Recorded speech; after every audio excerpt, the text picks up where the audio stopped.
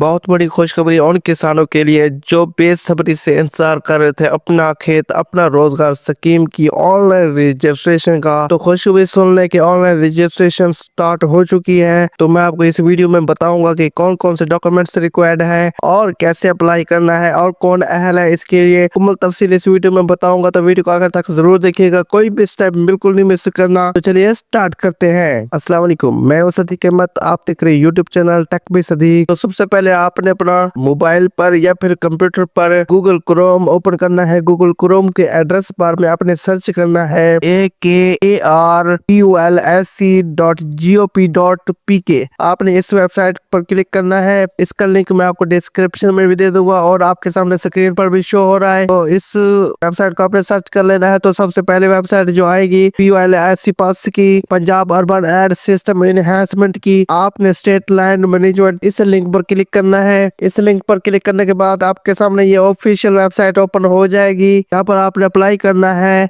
अपना खेत अपना रोजगार के लिए। ये लॉगिन पोर्टल आपके सामने ओपन हो चुका है। तो सबसे पहले आपने अपना अकाउंट रजिस्टर करना है इस वेबसाइट पर। तो आपने रजिस्टर करें, इस लिंक पर क्लिक करना है, इस बटन पर क्लिक करना है। इसके बाद आपके सामने ये रजिस्ट्रेशन फॉर्म ओपन हो जाएगा। सबसे पहले है शनाख्ती कार्ड नंबर, फिर आपने मोबाइल नंबर देना है और शनाख्ती कार्ड पर रजिस्टर्ड मोबाइल नंबर देना है और जो मोबाइल नंबर दे वो किसी भी दूसरे नेटवर्क पर कन्वर्ट ना हो। इसके बाद आपने अपना नाम लिखना है शनाख्ती कार्ड के मुताबिक। इसके बाद आपने डिवीजन सिलेक्ट करना है, आपके जिले की कौन सी डिवीजन है आपने वो सिलेक्ट करना है। इसके बाद आपने अपना जिला सिलेक्ट करना है, फिर आपने अपनी तहसील सिलेक्ट करनी है। उसके बाद आपने अपना जहाँ पर रिहायश पजीर है वो मौजा सिलेक्ट करना है। इसी तरह फिर आपने OTP कोड भेजे, इस पर क्लिक करना है। जैसे ही आपने इस बटन पर क्लिक करेंगे तो आपके मोबाइल नंबर पर जो आपके नाम पर जो आपके शनाख्ती कार्ड पर रजिस्टर्ड होगा तो उस पर एक OTP कोड चला जाएगा। वो OTP कोड देकर आपने यहाँ पर दर्ज करना है। मैं ये रजिस्टर फॉर्म फिल कर लूँ, फिर नेक्स्ट करते हैं। हम यहाँ पर देखिए हमारा OTP कोड चला गया है और मुझे रिसीव भी हो चुका है।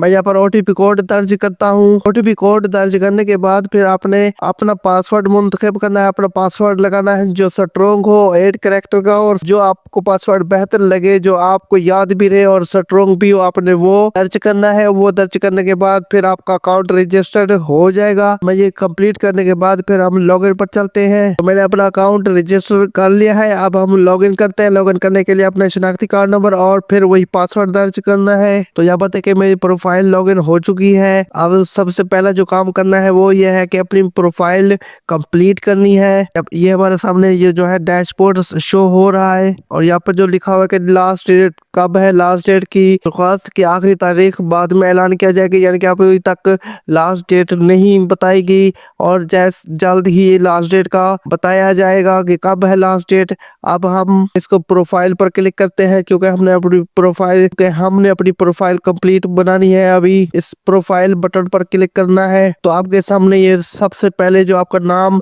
आपका शनाख्ती कार्ड नंबर और आपका मोबाइल नंबर ऑलरेडी लिखा हुआ है क्योंकि जब आपने रजिस्ट्रेशन की थी उस टाइम दर्ज किया था तो वो डिटेल अभी ऑलरेडी लिखी हुई है। अब सबसे पहले तस्वीर अपलोड करें। मैं तस्वीर अपलोड कर लेता हूँ अपनी। तो यहाँ पर मैंने अपनी तस्वीर अपलोड कर दी है। अब यहाँ पर देखें, यहाँ पर पूरा नाम मेरा लिखा हुआ है। आप यहाँ पर अपनी वल्दियत लिखनी है। इसके बाद शनाख्ती कार्ड नंबर ऑलरेडी लिखा हुआ है। आप शनाख्ती कार्ड की एक्सपायरी डेट लिखनी है। फिर यहाँ पर अपना जेंट्स सिलेक्ट करना है, जेंडर सिलेक्ट करना है, मर्द या औरत, आपने इनमें से जो आप लोगों का मतलब आपने वो सिलेक्ट करना है। इसके बाद तारीख पैदाइश डेट ऑफ बर्थ लिखनी है। इसके बाद आपने अज़वाजी हैसियत सिलेक्ट करनी है, शादीशुदा या गैर शादीशुदा। इसके बाद मोबाइल नंबर ऑलरेडी लिखा हुआ है। यहाँ पर आपने अपना पेशा लिखना है, आप क्या काम करते हैं। तो इसको स्क्रॉल डाउन करते हैं। फिर स्क्रॉल डाउन करने के बाद आपके सामने फिर रिहायशी पता आपने लिखना है अपने शनाख्ती कार्ड के मुताबिक। फिर अपने शनाख्ती कार्ड के मुताबिक अपना मुस्तकिल पता लिखना है और इसके बाद ऑलरेडी आपका जिला, तहसील और मौजा सिलेक्ट होगा। तो इसके बाद आपने फिर यहाँ पर देखें शनाख्ती कार्ड की फ्रंट साइड अपलोड करनी है, फिर शनाख्ती कार्ड की बैक साइड अपलोड करनी है, फिर अपना डोमिसाइल सिलेक्ट करना है, अपलोड करना है। ये तमाम डिटेल फिल करने के बाद फिर अपने प्रोफाइल महफूज करें, इस बटन पर क्लिक करना है। मैं ये कंप्लीट करने के बाद फिर हम नेक्स्ट करते हैं। यहाँ पर देखें प्रोफाइल अपडेटेड सक्सेसफुली। अब हम दरख्वास्त पर क्लिक करते हैं। यहाँ पर दरख्वास्त पर क्लिक करने के बाद आपके सामने ये तफसील आ जाएगी। आपने इनमें से सिलेक्ट करना है, अपनी तहसील सिलेक्ट करनी है। इसके बाद मुतसिल मौजूद शामिल करें, आपने इसके ऊपर क्लिक करना है। कम अज कम एक लूट मुंतखब करें, ये यहाँ पर ये लिखा हुआ है। और यहाँ पर एक इशू आ रहा है कि आपकी तहसील, क्योंकि कोई भी तहसील यहाँ पर शो नहीं हो रही। ये शायद वेबसाइट का इशू हो सकता है, या फिर मेरे इलाके की जो तहसील है वो उस एरिया में कोई का जमीन ना पड़ी हुई, ये हो सकता है। या फिर हो सकता है कि वेबसाइट का इशू हो। मैं यहाँ पर तहसील सिलेक्ट नहीं कर सकता, तहसील का फील्ड डिसेबल है अभी।